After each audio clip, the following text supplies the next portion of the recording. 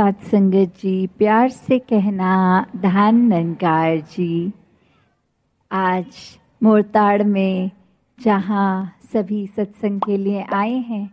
और जगह का नाम जो मोरताड़, तो ध्यान यही आया कि जन्म जन्म से ये आत्मा कितने सारे शरीरों का, कितनी अलग अलग योनियों में ये जो शरीर धारण करके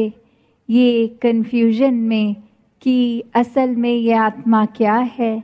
तो कैसे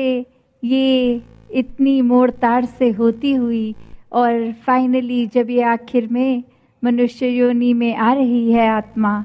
तो जीते जी इस परमात्मा की प्राप्ति इसी योनि में होना संभव है।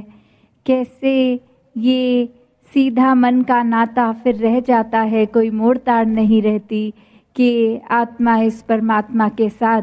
एकमिक हो गई। इसको दर्शन करके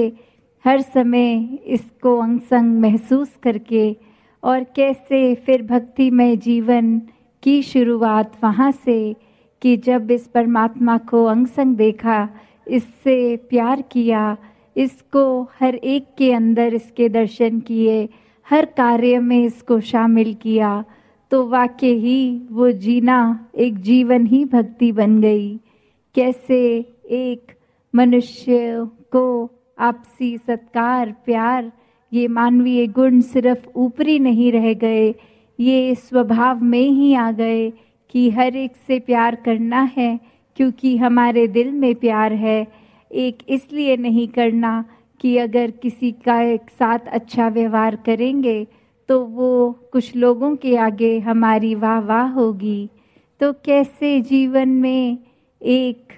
जिन भक्तों ने जो संदेशा दिया है शुरू से कि ये संदेश मानवता के लिए कि जीवन में आए हो तो इस परमात्मा को जान लो। इसके एक जो संभव है, अक्सर इंसान ये ही कन्फ्यूजन करता है कि एक परमात्मा को प्राप्त करने के लिए तो बहुत जन्म लगेंगे, तो वो बात कि ये जो जन्म मिला है उसी जन्म में अभी के अभी ये परमात्मा प्राप्त हो सकता है। और हर धर्म ग्रंथ यही कहता है कि जिस पल इस प्रभु को पा लिया उसी पल से असल में ये जीवन शुरू हुआ सही मायने में, वरना भरम भुलेखे अंधकार अंधविश्वास में ही एक जीवन कट जाता है। और जैसे अंधविश्वास में भी अक्सर यही बात होती है कि हर कोई भी कार्य कर रहा है, उसके पीछे कारण नहीं पता, किसी ने कुछ कह दिया उसको मान लिया, उसके पीछे एक अपना विवेक, चेतनता, बुद्धि नहीं लगा के सोची कि किसी ने कह दिया और हमने एक बस मान लिया, इसके पीछे कोई लॉजिक अगर नहीं तो वो एक अंधकारमय बात है। इसी को और दासी एक स्पष्ट करने के लिए एक कहानी का सहारा लेगी कि कैसे एक विवाह में किसी ने, जब एक नई बहू ने घर में आना तो घर के आंगन में एक बिल्ली बहुत ज़्यादा घूम रही और वो सारे गेस्ट को भी जो आए थे मेहमान उनको भी तंग कर रही थी। तो कैसे एक उस समय के लिए एकदम इमीडिएट सल्यूशन की एक फटाफट अब हम क्या करें, तो वो बिल्ली को एक टोकरी में थोड़ी देर के लिए डाल दिया और अब वहाँ बहू का प्रवेश उस घर में, और उसने एक ये बात देखी कि यहाँ एक स्वागत होता है तो एक बिल्ली को टोकरी में डालकर स्वागत भी किया जाता है, घर के कोने में वो बिल्ली टोकरी में रहनी ज़रूरी। और आगे जब बहुत वर्ष बीत गए, अब उसकी जो घर में बहू आनी तो तब एक खास बिल्ली मंगवाकर, एक खास टोकरी मंगवाकर उसको घर में रख दिया कि अब ये एक शायद रिवाज है, ये एक परंपरा है। तो उस समय तो उसके स्वागत के समय तो कोई ये बात नहीं थी, बस एक कन्वीनियंस, एक सुविधा के लिए वो एक घर में कि बिल्ली तंग ना करे ऐसा कर दिया गया। और आगे फिर उसने अपनी सारी पीढ़ियों को ये सिखाया कि विवाह के समय ये एक रिचुअल है, एक बिल्ली लाकर टोकरी में डालनी। तो वही हालत इंसान की आज हो गई है कि जगह जगह भटक के जितने मुंह उतनी बातें, हर एक से कोई बात सुनकर उसको बिना अपना दिमाग लगाए ये बिल्कुल ही बात कि ये परमात्मा ने चेतनता, ये दिमाग, ये बुद्धि क्यों दिया है। बस किसी ने बोली, उस बात को चेक किया नहीं किया, फैक्ट चेक के बिना 10 लोगों में और जाके बता दी। तो इसमें तो वही बात कि दिमाग होते हुए भी क्या किया इंसान ने।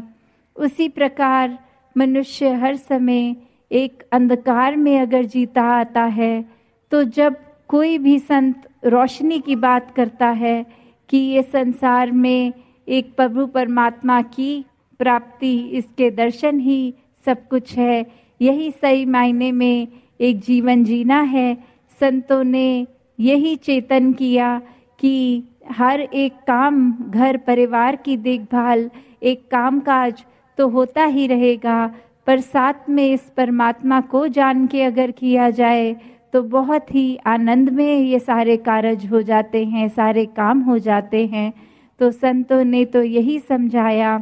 कि हर पल प्रभु को देखो, पर ये दुनिया फिर अपने अंधेरे को ही इतना सच्चा मान चुकी कि किसी ने रोशनी की बात भी करी तो उसी को झूठा मान लिया। उसके लिए सच्चाई ही जब ये अंधेरा बन गई, इतने समय से एक झूठ में रहने की आदत, तो सच भी कड़वा लग रहा है। सच को सच ही नहीं मान रहे, अपने अंधकार को ही सच मान रहे हैं। तो कैसे संतों ने युगों युगों से ये चेतन किया, एक वार्निंग की तरह भी समझाया कि ये मनुष्य जीवन ही आखिरी पड़ाव है और इसी में प्रभु को जाना जा सकता है। और अगर जीते जी प्रभु की पहचान हो गई, इसको देख लिया, इसको जान लिया, तो आगे आने वाला एक जीवन काल जितना है वो भी जहाँ मानवीय गुणों से युक्त होकर एक असली इंसान बन के रह सकते हैं। और वहीं ये मौत आने पर भी फिर इस आत्मा को पता है कि परमात्मा कहाँ है, ये अंग संग है, परमात्मा भी उसी का अंश। तो कैसे फिर जीवन समाप्त होने पे इस आत्मा की भटकन भी दूर हो जाती है, आत्मा भी इस परमात्मा में एकमिक जीते जी भी रहती है, मौत आने के बाद भी। हाँ, तो किस तरह एक जीवन में ये ब्रह्म ज्ञान, ये समझ, निराकार देखना अंग संग, तो कैसे ये ब्रह्म ज्ञान सिर्फ लेना भी काफ़ी नहीं है। एक जीवन में इस ब्रह्म ज्ञान पे जीना, उसके बाद की कड़ी कि ज्ञान लेके अगर उसका इस्तेमाल ही नहीं है तो जीवन व्यर्थ है। तो ज्ञान को हर समय अपने कर्मों में डालना। एक इस पे भी छोटी सी कहानी जल्दी से दासी, आपका समय और ना लेते हुए,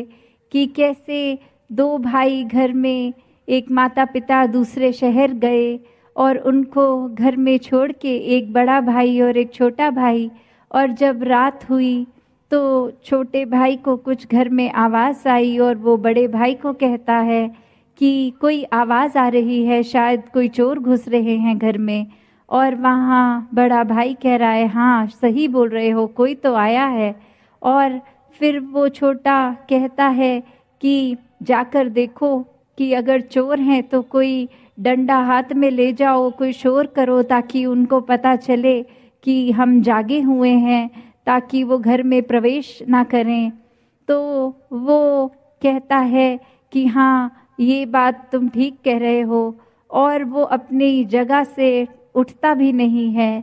फिर वो छोटा भाई फिर से कहता है कि अब तो वो घर के अंदर आ गए हैं, ये समझ आ रहा है, सामान उठा उठा के वो एक बोरी में पैक भी शायद कर रहे हैं, चोरी कर रहे हैं। और फिर बड़ा भाई कहता है हाँ वो ऐसा ही कर रहे हैं, आवाज़ से तो यही लग रहा है। ऐसा करते करते वो दोनों चोर घर को लूट के भी चले गए। और बाद में फिर वो छोटा भाई कहता है कि ऐसी समझ का भी क्या फ़ायदा, जो प्रयोग में नहीं आई, जिसका कोई फायदा ही नहीं हुआ, कि जब समय था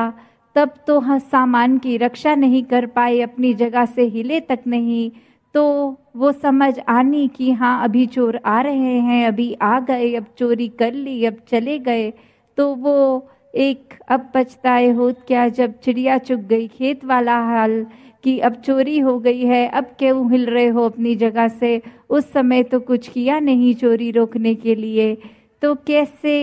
एक वो बात की ज्ञान अगर ले लिया और हर समय जीवन के जो स्थिति है उसको एक ऑब्जर्व भी कर रहे हैं, एक क्या हो रहा है देख रहे हैं जीवन के हर पहलू को, पर ये ज्ञान के साथ ये जो चेतनता कि अगर वो उठ के बाहर चले जाते तो चोरी होने से भी रोकते, उसी प्रकार एक हर समय अपनी चेतनता को रख के हर कोई जहाँ ज्ञान को उपयोग में लाकर अपने जीवन को